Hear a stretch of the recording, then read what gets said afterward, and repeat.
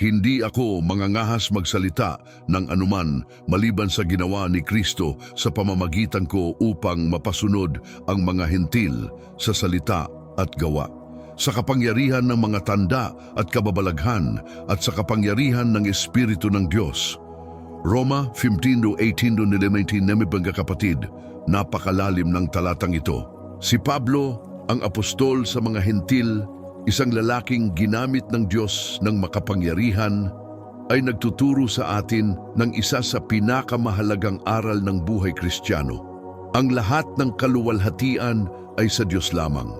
Sinabi niya na hindi siya mangangahas magsalita ng anumang bagay na hindi ginawa ni Kristo sa pamamagitan niya. Ano ang itinuturo nito sa atin?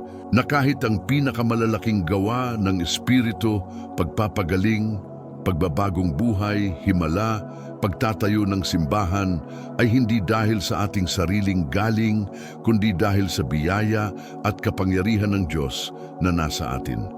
Hindi umasa si Pablo sa karunungan ng tao, magagandang pananalita o mga relihiyosong estratehiya. Umasa siya sa kapangyarihan ng Diyos, ang kaparehong kapangyarihan na bumuhay kay Jesus, nagpapagaling sa may sakit, nagpapalaya sa mga inalipin at nagbabago ng pusong bato. Sa kapangyarihan ng mga tanda at kababalaghan at sa kapangyarihan ng Espiritu ng Diyos. Kapatid, nabubuhay ka ba sa sariling lakas mo? Nagpupunyagi ka bang makakita ng bunga, ngunit nakalimutan mo ng manalangin at humingi ng kapangyarihan mula sa itaas? Marahil pakiramdam mo'y maliit ka, mahina o walang kakayahan. Pero ganun din si Pablo. Ang kaibahan, buong-buo ang kanyang pagdepende sa banal na Espiritu. Alam niyang hindi sa kanya galing ang kapangyarihan, kundi dumadaloy ito kapag siya'y nagpapagamit bilang sisidlan ng manlililok. Kumikilos pa rin ang Diyos sa kapangyarihan, hindi natapos ang mga himala. Ang mga tanda ay sumusunod pa rin sa mga naniniwala. Ang Espiritu ay kumikilos pa rin sa buong mundo. At nais kang gamitin ng Diyos, ngunit bago ka niya gamitin, nais muna niyang manahan sa iyo. Bago siya kumilos sa pamamagitan ng iyong mga kamay, nais muna niyang hawakan ang iyong puso.